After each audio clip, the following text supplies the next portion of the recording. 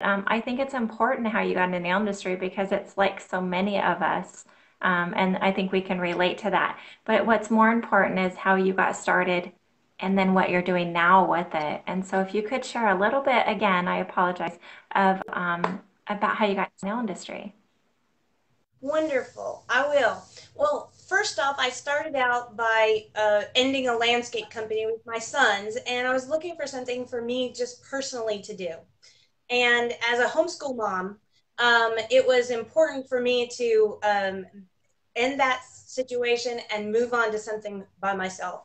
And so I was looking for something personal like landscaping was. We really helped a lot of people. We made wonderful connections, friends we have still to this day. And so I wanted something like that. Now that I had it, I didn't want to go back to just a plain old job. So I got a gift card from a friend, and I said, I'm going to go get my nails done because, doing landscaping, I'm never, my nails are getting all tore up all the time. So I thought, I can really do this now. So I went and did that, and I just fell in love with the personal connection that my nail tech had with me, how much fun and enjoyment and the camaraderie in the salon was lovely. And I just really fell in love with that. And I said, I know I'm not a girly girl, but I really love this. I love the technical side. I loved all of it. And I said, I'm in. So I started going to school. I was in school within a month. And I just graduated last June, got my technical license last June, and off I go. And it was good. Yeah. Gosh, that seems like our whole life we tend to work for our careers, and you're starting a whole other career. So that's amazing. And, one of the things that you just mentioned that is that you had this landscaping business with your children. And so many times, even in the nail salons, like my mom was a hairdresser and my grandfather was a barber, my aunt's a hairdresser, my cousin's a nail tech. And so many times I was like, we're just going to have one big salon and all of us are going to work together. So sometimes it works out great and you're successful, and other times you're like, I can't do it. And so that's kind of neat that you were able to do that and then start on another career. So are your sons going to join you in the salon industry? I don't think so. I think that I picked something that they tried, and they do help me, here at home. They do. But I think, I have an idea that if they want to do this, they need to go to school and they need to do it, and pick something that they love to do. They've helped mom a lot, and now I think they need to go and do their own thing. So I don't. Yeah, yeah. Whatever the own thing turns out to be, I'm okay with. Yeah, my kids have no desire at all, which is okay. I understand. So, one thing that you did that was so different that that's one of the things that popped me onto you is that you decided to go to the next level and you're doing like full coverage tips. So, have you worked in a salon? Have you tried that? What made you transition that you wanted to try this as well, or is it an addition to? I think eventually it will be in addition to, but for now, I did work in a salon for 8 months, and that was a lot of every day.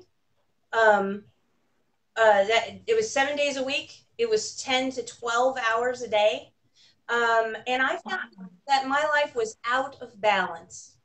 I was having to sacrifice the more important things in order to be present at work.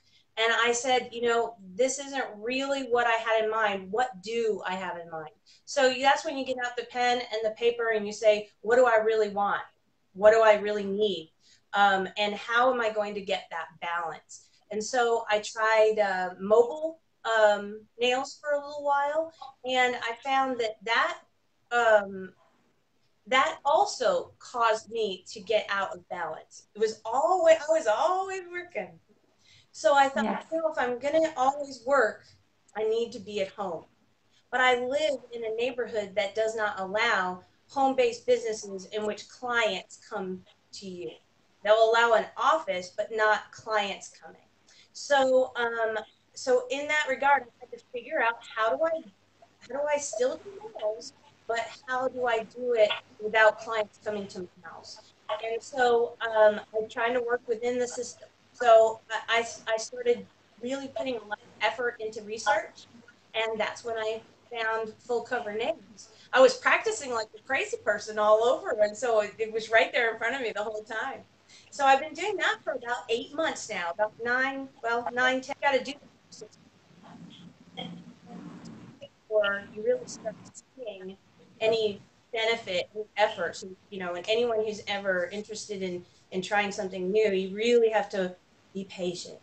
And I was patient, and I kept working at what do the clients really want. And I found that in my full cover nails, what really worked is simple, keeping the steps simple. Really worked for me. And basic colors: white, nude, red, black, gloss, and matte, and all those colors. I sell those every day. Every day. Yeah. Yeah. Oh my goodness. So that's interesting. What I do like is that you've had the time in the salon. However, I think you chose a salon that was a little bit of a workhorse. And because salons really aren't always that way. And you're right, when it comes to mobile, that is a lot more work. I don't think people realize that you're always having to load your items in and out. The time is so much more, plus the travel time to get there. And so mobile techs also need to charge more to cover all of the extra expenses that they have. And then, of course, you have loss of product, possibly your monomer or your acetone or something might have spilled out. And I've had that happen, and so therefore you have loss of product along the way. And then you're in somebody else's home, which when you talked about, trying to find your balance, that is always awkward, and it's you don't want to hurt or anything, you don't want to spill anything. Maybe they have dogs, maybe they have kids, maybe they don't sit still because they're in their own home and they're attending to other things. And so I think what you're doing is amazing, and it's definitely where a lot of the market in the nail industry is going, because you can customize them still. And then, like, I watched one of your videos that you go through detail, step by step, of how to prep your nail, how to size the tips, how to apply them, and all of that. And so, I think what you're doing is great. I love the vision where you're going. Yeah, Jotana says yes, mobile is a lot of work, and it is. So those mobile techs, hats off to you, because I know you guys are putting in the extra. And so, let's see. One of the things that you said that kind of rung true, and it's so true in the nail industry, we never know what colors to get. And so you're like nudes, reds, like your base colors, matte, gloss, and then the rest is the art and whatever you want to specialize in. So, is there a special way that you go through to find the colors, or do you let the people kind of choose what they want, you more customize it? Well, I started out because I have a perfectionist streak. I started out on eBay, anything that I could do to jump in right away and overcome my tendency to never jump off the diving board until everything is absolutely perfect. So I said, I'm going to use stock photos. I'm going to throw a bunch of auctions up there, and then when people order them, I'm going to make that. That's how I'm going to do that. And so it was quickly thrown together on eBay, so that I could get my toe in the water. And so, but now I have a website, and I allow much more customization there. So my basic sets go up on eBay. They are pre-made. They're ready to go, and they get shipped out, super quick. Um, Customization, choosing all the shapes and the lengths and all the colors and all the wonderful nail art, all of that is going to be on the Be Polished tx.com website. That works for people who are wanting something a little more, and then they can take their time and go through all of the motions of getting something custom done. I still do that on eBay. It's just a little harder. You have to talk to every person um, more in depth, and some folks really aren't interested in going through all of that conversation. They really just hope I have that up on the website ready to go. And so I have a combination of those things on the website.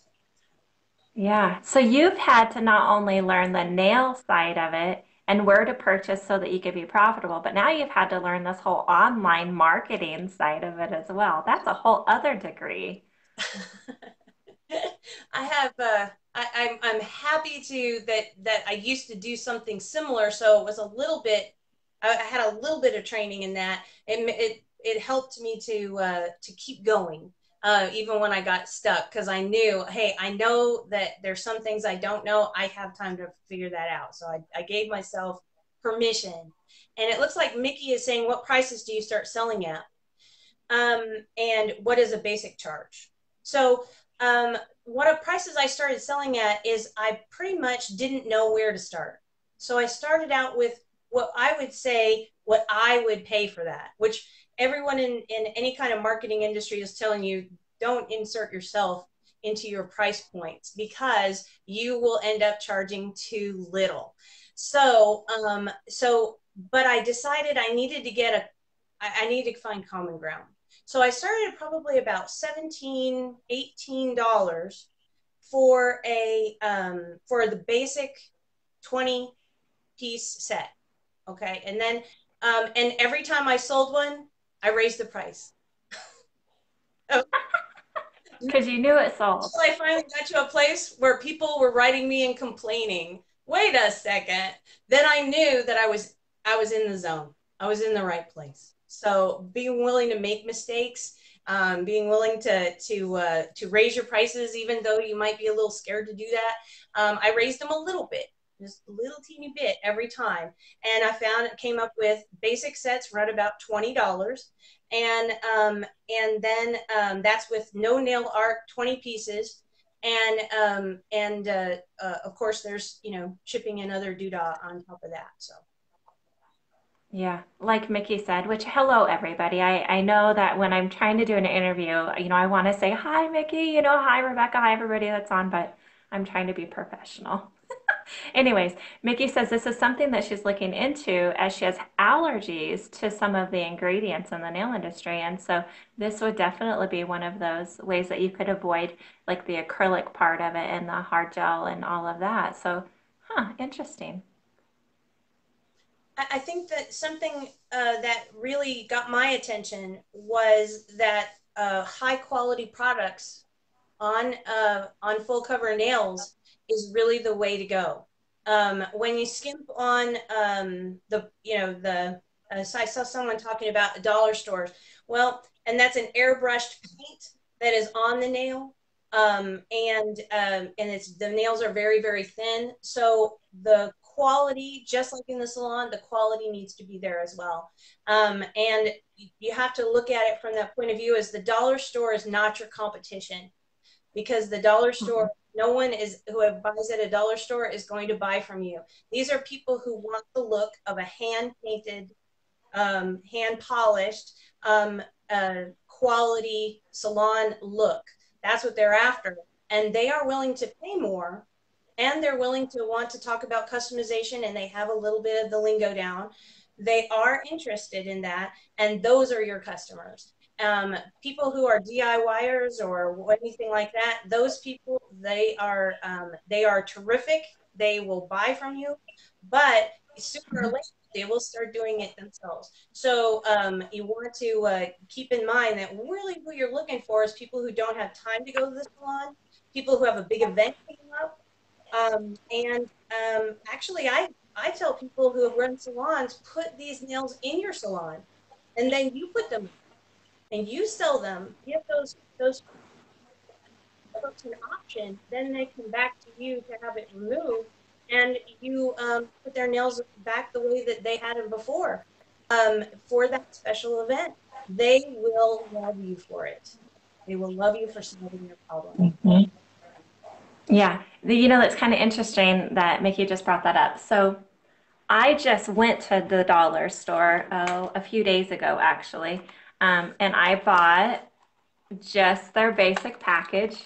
I wasn't actually buying the tips. What I wanted was just these adhesives because I wanted them now. I didn't want to wait for my order to come in because I have my creepy hand, which you guys know that we named her Lily. And what I needed to do was find some adhesive that I could glue other tips onto these so that I could peel them on and off as I do designs. And so I went there just for these adhesives. But what I noticed when I opened the box, first of all, it made me, I had to laugh when I saw that it said anti-fungal nails patent pending. Well, we know that our nails are not going to create fungus. What they're probably more thinking is a pseudonomia, which is a greenie, which means that they didn't get a proper adhesion of the tip to the nail or the enhancement to the nail. Moisture gets underneath there and it creates the pseudonomia. However, I thought that was kind of funny because I was like, they're patent pending an antifungal nail. And I'm like, well, good luck on that because it comes up to what's going on.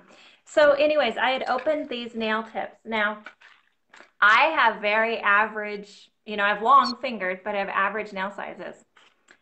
They do not fit my thumb nor my middle finger. Now, these would definitely be good for a little girl, but they're not good for an adult. And so I'm talking like I've done lives with like Stacey Luffy, I've done them with Courtney Crosby, and they as well have, full businesses running these, full nails and with art and decoration and stuff like that. And what they're finding is that there's a whole huge market of people out there that don't have average nails. You have the men who want to have the nails on. You mentioned earlier that you have a very ski sloped nail. And so therefore finding a tech that can get a proper adhesion on your nail was maybe difficult as well. And so do you see that the market is so much bigger than what we do just in the salon? Yes, I do. And that I think that one of the things that I notice while I'm purchasing stock for actually making nails for other people is that I'm flying a little blind, just like you are when you pull that off the shelf and buy it. You don't really know if it's going to fit you. So, what I've noticed is that there are a lot of manufacturers out there and they make all different shapes of C curve. The C curve is really dramatic or it's very flat. So getting a good fit around the cuticle area and on the sidewalls is more about the C curve and the flatness or the arch of the artificial nail than it is about what the tip looks like. So it could be a stiletto tip, it could be a square tip, but it's too flat. The square tip might be too flat for your C curve. So it takes a little bit of drawing out my clients to find out more about them. So they need to send me pictures and they need to help me look. And of course, that there's a sizing kit that helps them to get a good sizing on that, so that they don't spend a lot of money for nails that aren't going to fit them. And then I can do any tip. I can do, any shape tip that they're interested in. So sometimes people look at a nail and they say, I want stilettos, but their C curve is flat. And that stiletto is going to leave a big air bubble and they're going to get greenies. Yep. So Yep. education is so key in letting people know that when they do things themselves, they really need good prep. And how do you teach someone to do good prep? So you have to show them. You have to do a video. Yeah, exactly. And so I don't remember if it was Mickey. Yeah, I see you guys are talking about where to get the adhesives. I too did a search and I found, eBay's and Amazon's and stuff. Well, some of the nail industries are starting to come out with some of these adhesives as well. Now, those are temporary. So do you offer the adhesives and glue with your sets, or do they have to choose one or the other? I offer, currently, I just offer glue. And the reason is I have not found an adhesive that will work, um, even for on it's just not something that feels good to me. Maybe it'll last a few hours, maybe it'll last a day. And I'm looking into that. And one of the things I'm experimenting with right now is the use of nail guards, um, Mhm, mhm, using nail guards on the actual tip so that mhm, someone can put glue on their nail and then mhm, reuse that nail. Instead of the adhesives, because the what do you call them, the adhesive strips or adhesive tabs really are not for anyone who doesn't have perfect nails, perfectly dehydrated, and they're only going out for the night. They have to walk around like this and not touch anything. Yeah. Even on my hand when I was playing around, forgive you guys, this is on the middle finger, so I don't know if you can see it. Okay, so I have the tip on there. Let's say that person's nail is that long, and what you want to do is have a complete coverage of these adhesives all the way from the cuticle to the sidewalls to get a good fit so that the nail doesn't, get top heavy and come off. This was the largest one that was in there, and it starts up about where the apex should start. You guys can see it starts here and ends right here. It's just a sliver of a section. So obviously moisture is going to settle in all the way around that. And as soon as they hit it, it's going to come off. Or if they can keep it on, most likely what happens with people that it's going to start popping off, they just pull out the glue and start gluing away. And that's where the bigger issues come in. And so one of the things that you have done is you've created a very detailed video and you have the step-by-steps of how to prep the nail, what to look for and all of that. So can you touch base a little bit about your videos for that? Um, okay, and one real quick, because before Mickey's question goes away, I'm sorry if I missed anyone else's, but it says, where do you get full tips in all the shapes and the boxes? And I have you can get them at Amazon, you can get them on eBay, you can get them at AliExpress. You can, the boxes, go to thedisplayguys.com. They do all kinds of boxes, and when you buy in a larger quantity, they are profitable. And Okay, and so again, Amy, I'm sorry, you asked me a question. That's all right. Well, we were talking about the perfect adhesion, and so you right now are just offering with the glue, which would make sense because as I displayed, those other things don't might not cover their whole nail.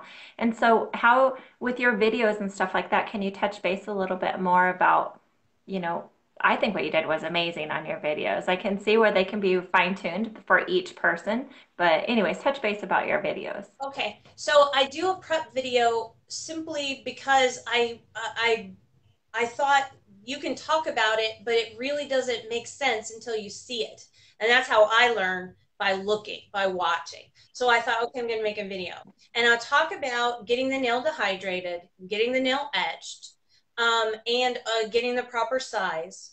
And again, my perfectionism caused me to not want to do that video for the longest time because I thought I was going to make a mistake or just not know how to talk. Yeah, yeah. Figure it out. So I said I'm gonna do it, and whatever happens happens. So so I talk a little bit about obviously about good prep, and then about how to get that proper size, because we really are interested in making sure that the cuticle and okay, and making sure that the cuticle and the sidewalls is where you've got that proper fit, and then not worry about the, not worry about the tip so much. And so then also I talked to people about, etching the cover, the full cover nail a little bit. That'll help with the glue. So all those kinds of things that maybe we nail techs think about, but not the regular client would think about. And Mhm. had a really great idea of using this little etching stone and to actually etch the, you gave me this wonderful idea and I grabbed a bunch of these little honeys, and they really are terrific. They're great for etching the natural nail, they're great for etching that. So I put that in my prep kit because I thought it was just amazing. It's called something like a quartz stone or something, but I really doubt that's a quartz stone. But I think it's basically some kind of pumice, and so it's it's not vicious on the natural nail, so it works really good. Yeah. And so there's a dual purpose for that. When we talked before, you can use it to push back the cuticle. You can use it to slightly etch the nail and remove some of the dead skin that's on the nail. but you can also use it because sometimes our tips themselves are not etched on the inside. And so when you take a glossy nail and a glossy tip and you put them together, you're not going to get the bond. And so being able to use a tool like that to be able to slide it in and out of the well of the tip will also get you a better adhesion. And so that's exciting. And so, of course, every step of the way, you're just, getting into this business. So there's going to be lots of learning curves and lots of new videos and lots of new advertising and stuff. Sue wants to know about your sizing kits. Oh, okay. And I'm just starting to put those together right now because I'm just transitioning to the where the website has that kind of availability. Because with eBay, I wasn't interested in doing that. Just 20-piece sets. I thought I could handle that. And believe me, I am so busy. It's ridiculous. But um, this might. So I'm just working on my sizing kit samples, and you can see that this would be a sizing kit sample, and I'm gonna kind of hold this a little bit that way. You can see the C curve that is going on there. I hope you can. And so really, we shouldn't focus so much on the tip. And so I've written this for myself that this could be anything. This could be any shape. This could be any. It fits all the widths. And the reason being is it just so happens to come like this with the stiletto. Mhm. But you can imagine that it would make a lovely square if that cuticle area and that sidewall fit your C curve and had good conformation with the nail all the way through. I think a amateur nail enthusiast would be saying, let's just add more glue. And that's exactly what I don't want my clients to do. I want them to have as little glue as possible because that's what nail glue is really made for, is to be very, very thin, and there should be almost no shape difference between their natural nail and that. So you can see that some nails have a very flat top, and this is a little harder because these are, they're very flat at the front, but they have a significant curve at the back, but also not quite so arched as the ones I just showed you. So what I try to convince or I'm working on convincing, and toes, ladies Oh, don't and toast. toenails because toenails are so everything. Um, so what I noticed is that I really want to get all of those sizes into the sizing kit. So folks might buy the sizing kit with the idea of getting their stiletto or their ballerina nail to fit, and then they might change their mind and remember, oh, the one that fit me the best was the one that had the square tip. And didn't she say she could make any shape for me? Okay, I want a stiletto nail, but I want good conformation. I want really good adhesion around the nail. So it's an educational effort with the sizing kit. Yeah, so wonderful. You're sharing such great knowledge. And so, Jodiann, thank you for that.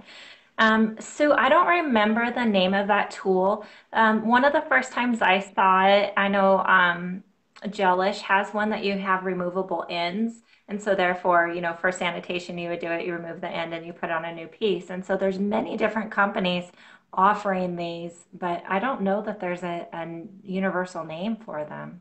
Um, no, I've heard it called an etching tool. I've heard it called a quartz stone. These were on AliExpress. And I really wanted to begin researching it. So I thought, well, I'm going to first order from the place that's the farthest away and see what kind of quality I could get and how long I could wait, that kind of thing. And so this kind of deal, I'm trying to get that closer. You see that there's just basically a pink pumice stone there, and I think it's wonderful for removing blue tack as well. So that's why there's one on my nail table, because that's one of the things that I do when I'm prepping to put the nails in the box is I make sure that there's no blue tack residue on the bottom of the nail, because that defeats the purpose of teaching my clients to clean their nail if there's blue tack on the bottom. So I usually do that. And then I go over it with a stiff brush. I go over with a stiff brush. This one's from Bob Ross. And this is a nice stiff brush, and this basically cleans up with alcohol and makes sure that there's absolutely no dust from this, and there's no blue tack on there. So, because if I don't clean it, I can't expect my clients to clean it. Yeah. And so this is, I just want you to know, it is different than I always say this wrong, Pterygian stone.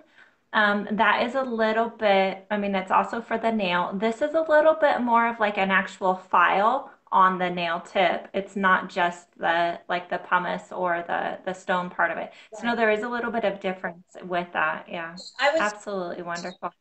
the Pterygium stone is a much more aggressive file than this. This is very soft and slight. It's like the difference between, say, a 200 grit kind of thing. But the fact that it is round is what really is the glory of that particular instrument. That is a tool that gets in the underside of that full cover nail and really can etch it. Yeah, absolutely. You know, one of the things that you said earlier that I think is important is you said that you became a perfectionist. And it's kind of interesting because for 26 years, I have had a nail salon called Perfect 10. And I can tell you that that came from clients years ago. I didn't have a name and I didn't know what to do. And I didn't want it Amy's because I knew eventually I wanted to build the salon up. And my clients voted on it, and that's what it came. Over the years, I've always struggled with the name, but I've never changed it because I do believe as well. Nothing is perfect, and we can spend so much time trying to make it perfect. And I have a vinyl cutter, and under my sign for a long time, it actually said almost perfect 10 or perfect 9 because there's always going to be one, and everybody's natural nail is so different. They might have one that's not perfect as well, and so therefore trying to customize it to them would be another one. Like I have clients that, you know, when they were little their nail got, you know, hit in the door and it really curves down, or over time it starts to turn and twist with their normal wear and tear. And so when you talked about perfectionism, it just lit up a light bulb there. And so, you know, let's talk a little bit about that. Okay. Um, what I had to realize about perfectionism was that it was holding me back. It was causing me to freeze up and not move forward because I was so afraid of making a mistake.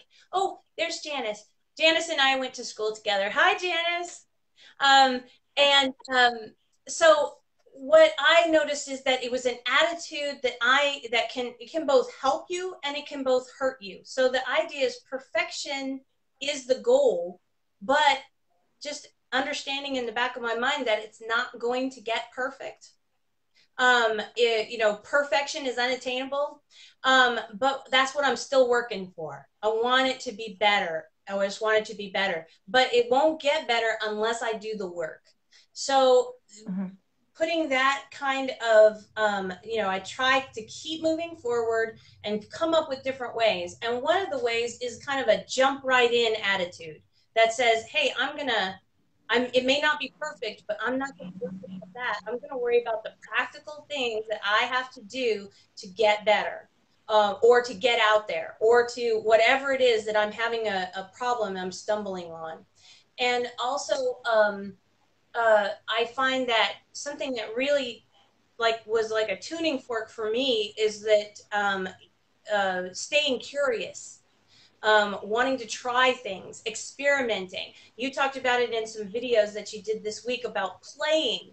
Well, we know that playing causes children to be able to handle all kinds of problems.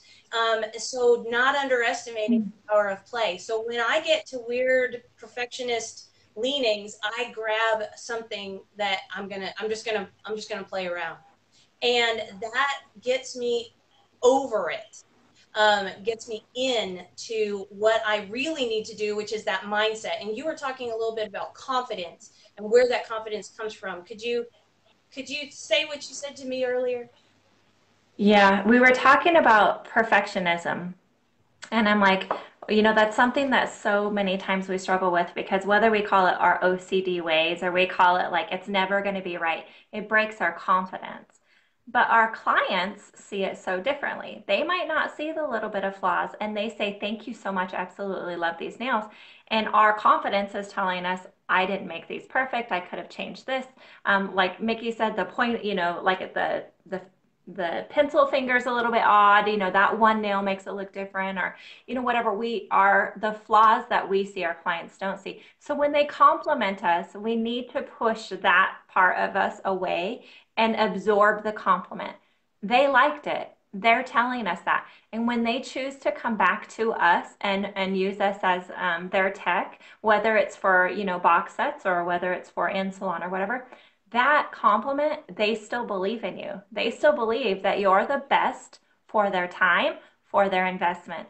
And so therefore the confidence starts to build up. But you have to change your mindset and absorb that client chose you and to quit sabotaging yourself and allow your confidence to build up. And the more confident you get, the more perfect you're going to kind of see your sets look. And then you're going to start going, okay, now your fine tuning is going to be a little bit different. Maybe in the beginning, you're like, oh my God, every length is different.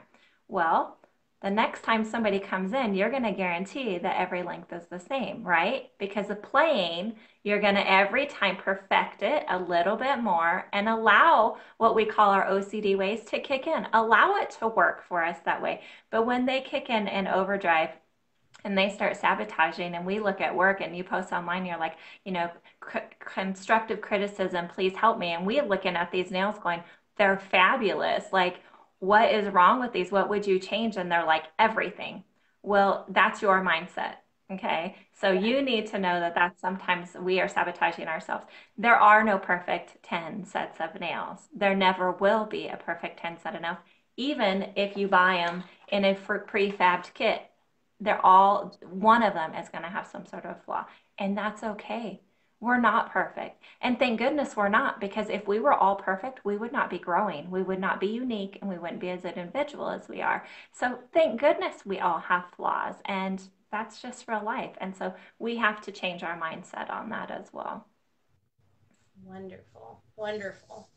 I know something that Oh, also helps me is looking back on a job complete and taking a moment to just say, that's good.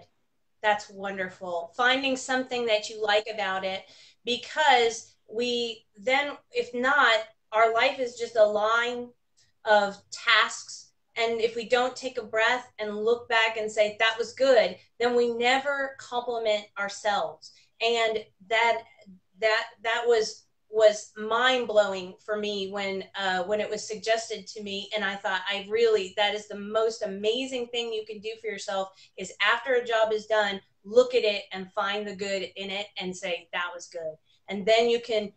you can move on. It's a pause in that marathon that sometimes becomes the way that we burn each other or burn ourselves out. We don't want to be burned out. We want to see the joy in what we're doing. And so we got to take a minute and say, that was good. Yeah, yeah. And like Michelle's on here, she says, I'm a huge perfectionist, which you have to take that out. Don't say, I'm going to try not to be perfect today. And then when you have a flaw, you will kind of giggle because you're like, oh my gosh, I did it. Amy said not to be perfect today, and I was not perfect today. That's good.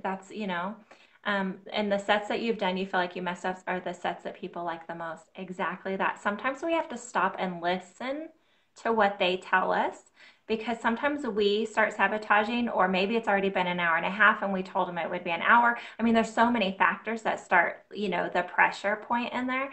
And so when we stop and listen to what they say, they're like, no, I like that. Then accept that and move on to the next one. Yeah. And Mickey, I see a lot of you guys are agreeing with this as well. Yep. Wonderful. Wonderful. And sabotaging yourself, exactly that as well. So let's see, Jennifer. Good morning, everybody, by the way. Jennifer said, I used to fret every morning about the sets I did that day, but I never let it stop me from doing what I was passionate about. Yes. My business name is Nail Perfection Studio. Yep. But I'm still learning something new with each client. Okay, I've been doing this for 26 years and I'm still learning something new with every single client. Every client. And so when they come back in, or like in your case, when they buy another set, I ask them, what did you like? What did you not like? What changes can we do on these ones that would make it better? Do you want to change the shape? Do you want to change the length? Is the apex high enough? Is it not high enough? Like all of these things. Communicate with them because every client's going to want something different. Now, if it's that client, and you know what I'm talking about with that client, they're never going to be happy. But you know what? They're sitting in your chair for a reason because either other techs did not listen and just let them go, or they did not get what they want. They're in your chair because even though they might complain about every little thing and this popped off and this didn't do this and this cracked, they still are sitting in your chair because they believe in you and they're investing their time in you and their money in you. So you have to know that despite their words, they're choosing you. So you're doing something right. So you have to remember that. And yeah, I agree with you. Having the name Perfect 10, I've just been honest with you, with everybody, that comes in like, well, they might be a perfect 9 today. And they just laugh because they know they get it. Uh, So some of the so questions. Jodiann, Sue says, you've helped her so much today. That's awesome. Oh, that just makes me so happy. Thank you. Well, I have some questions that I ask myself when my perfectionism flares up. And one of those is, what do I need to just get started? Okay, what do I need? Also, how can I use what I have? Sometimes a perfectionist flare up may be for us nail techs is that we think that it's about the tool or it's about the polish or I need something. I need to go buy something. And really, I force myself to how can I use what I have? And that I have to say it is the most creative that I've ever had to be when I don't have something I need or I think I need, and I make the most amazing designs from using just what I have. What Yeah. will happen if I fail to start? So we all worry about what's going to happen if we try something, but we don't always think about the opposite. What happens if I stall out right here? Thinking about those things. It gets me cooking. I'm gonna move on because I'm gonna say, well, what will happen? Well, nothing is going to happen if I don't start. I don't want nothing to happen. I want to keep growing. So I ask myself that question and get myself over that perfectionist hump. Also, am I trying to reinvent the wheel? I will come out of my office with 4 hours of research under my belt and all these ideas that have to that and I realize, oh my goodness, I'm just reinventing the wheel. I don't need to do that. All I need to do is find someone who is doing what I want to do and go read their blog, go watch some of their videos, go do that, and all that tension disappears and it becomes fun again. So those are some things that I do to kickstart what I would call my curiosity, my jump in attitude that is the opposite of perfection. Yes, absolutely. So many of us invest in every glitter, everything that sparkles, and we look and we see that, oh, I actually had that same glitter, but for some reason at the store under their lights it looked different. And so, what happens though is sometimes all of that investing in all those different products eats away at our profits. And we are in this with our passion, but we need to be profitable.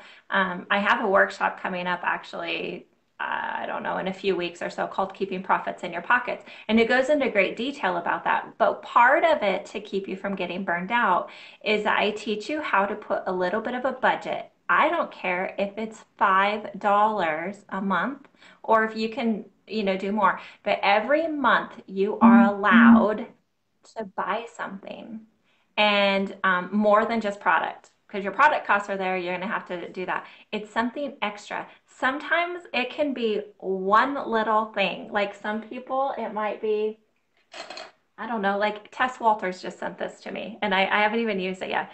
This is $1. You could use this for so many things. And isn't it just kind of fun to look at and you want to play with it? Playing with something like this might spark a whole new idea. Then you're not burnt out. $1, 1 month investment, you had something new that you can play around with. And so sometimes it might be a toothpick, like what you said, something that you already have. But I actually think that it's important every month you allowing yourself, whether it just be the $1, $5, or whatever, to get something new so that you can play with it. And you'll never know how one thing will link up with another thing that you already have. And now you just have this whole new vision of what you want to do. Yeah, absolutely. I love how you worded all of that. Wonderful, wonderful. Yeah. Oh, that's good. Yeah. And just like Jennifer said, even if you fall flat on your face, you've still moved forward. Yeah. A whole body length. Yeah, absolutely. So, oh my gosh, Jody, and I just looked up. I know we had problems connecting in the very beginning, but it's already been an hour. And I just feel like you have so much passion in you that I would love to be able to share that more and more. And so obviously you guys know that Jodiann's in our group. She is very active. She's willing to share ideas. I know somebody mentioned earlier, maybe even some marketing ideas and stuff like that, which, oh my gosh, I think we cover in almost every single tech talk that we do is about marketing. And so, and how to get yourself out there. Actually, Mickey says um, it stops you doing things too because you have too much choice, too many designs in your head, so you don't know where to start. So true. But you have to change your mindset and say, I'm going to focus on one thing at this time and do the one thing, and then you can stumble on the others. Yeah, absolutely. Well, Jodiann, I know that if we've missed any questions, obviously we'll go back through on replay and be able to answer any questions. And if you guys are watching this on replay, continue to ask because it's going to tag both Jodiann and I, and so therefore we can answer any questions that you may have as well. I do want to touch before we go a little bit about the person that said about marketing and stuff like that. What do you do to market for to get your sales? One of the chief ways that I market is through Facebook, and I took your class, Get Branded, Get Used, and it really put my Facebook page into the front of my mind. So that's one of the things that really is a way for me to communicate with my clients. But there are so many other people watching. So I used it beginning on that, and that works pretty well. And the other thing that I believe in marketing is that you really take care of the people that take care of you. So when my Mhm, clients buy from me, they hear from me. When my clients mhm. they get a personal note, I remember their name. I remember where they live. And when I do that, I'll get 5 or 6 orders from that same place. So though that same town. And that is amazing that digital marketing becomes word of mouth marketing. And those people say, look at these beautiful nails that I got online. Where'd you get those? And those same people will come right back to me. And in some cases, I will get somebody from Houston who knows somebody in Cincinnati, who knows somebody in Kansas, and they say, my friend, and so it is a digital world. And those friends are all connecting and sharing that other, and they are all buying from me. So the fact is, once you take marketing really, kind of seems a little, um, you might say shallow, but this kind of marketing builds friendships and long-term Yeah, clients. And so I yeah, tried, and I'm not really good at the digital marketing thing yet. And I am having a hard time getting good at it because whenever I put out something digital, I get slammed. And then I can't really be consistent in my marketing because I'm just a one-man band, right? So that's kind of talking about what's next for me. And that is that I would like to add text to a global marketplace, just like you would rent a salon in the a table, a space in a salon, and basically create an online nail marketplace where people can buy what they need. So, and that would be adding text that would do this same thing from their home, and then they would just have this online hookup place to find things. I think there's a market for it, and my honest opinion is I believe that it could be added in every salon because So many people are it's the computer generation and their nails are short, but they want them long for a big event. So there's always Mhm. that quick on, and you can take them off, that kind of thing. And I think that techs really need to look into this as another option from enhancing nails. Yes. Earlier you said reinventing the wheel, and obviously a press-on type of nail has been out, I mean, years and years and years. Sometimes the wheel needs to be reinvented. And so I love your vision and I love your goals. And how you word it just inspires me to want to do some sets and just see if some prom girls might need them or something. So you're very inspirational. And as you well know, all of us needed a pick me today. And so I thank you for coming on live today and being that pick me up for only myself, but so many others as well. Um, to kind of add into the marketing thing, remember that when you're scrolling through your social medias, does a video catch your eye? Is it certain pictures? Is it certain colors? Remember that what catches your eye is the type of marketing you need to deliver back. So if you are a person that is like, you watch every little 30-second video because it catches your eye, whatever started it, so we're like recreating the will. They created that will. Reinvent the way that they did it and personalize that and make it yours. And so maybe instead of saying these nails, team, let's say the nail team glitter ombre, whatever. Like instead of just saying what I call the obvious, what attracted you is that somebody was going like this with their nails and saying, "Do you want nails like these?" Okay, something just a little bit different. So remember that whatever you're seeing and you're liking, try that because not only did you like it when you saw it, you're going to have fun recreating it, even though it might be frustrating editing a video or something like that, or downloading a video app called like Ripple. I use Ripple a lot. You can do photos and it makes a video for you and it looks all professional and stuff. So just remember that what you see and you're attracted to, other people are too. And so use that and market it and personalize it to yourself. Oh my gosh, you guys are so funny. I'm yelling and screaming in my car. Yes, yes, yes. Would love to be a part of that marketplace. Yes. So So obviously, Sue, you need to get a hold of Jodiann and maybe you guys can start working on something like this.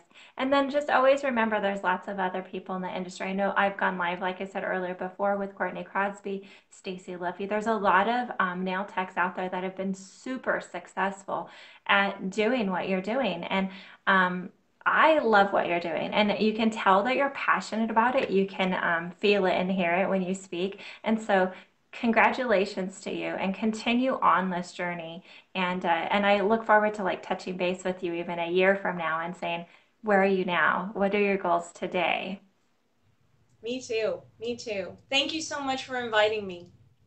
I appreciate it. Yeah, I appreciate it. It's been a joy. So, all of you that joined us today, thank you very much for another. I keep calling them an edition, but apparently, an edition is more like a newspaper print, but edition of Tech Talk Live. I'll call it what I want. And I appreciate all of the prayers that are coming in for Kim and her family. And so, thank you guys very much for staying positive and creating this Tech Talk family that we have that is unbreakable bonds. The connections that we've been able to make online, I finally understand like the whole online dating kind of thing. Like I always like, what kind of connection can they really have? Well, you can. And so being online and being international the way that we are, you can build great friendships and great connections. And so thank you guys for always joining in and continuing to build this family. So I appreciate you. Jodiann, thank you so much for being so inspiring today. Yay! Thank you. Bye bye. All right, bye bye.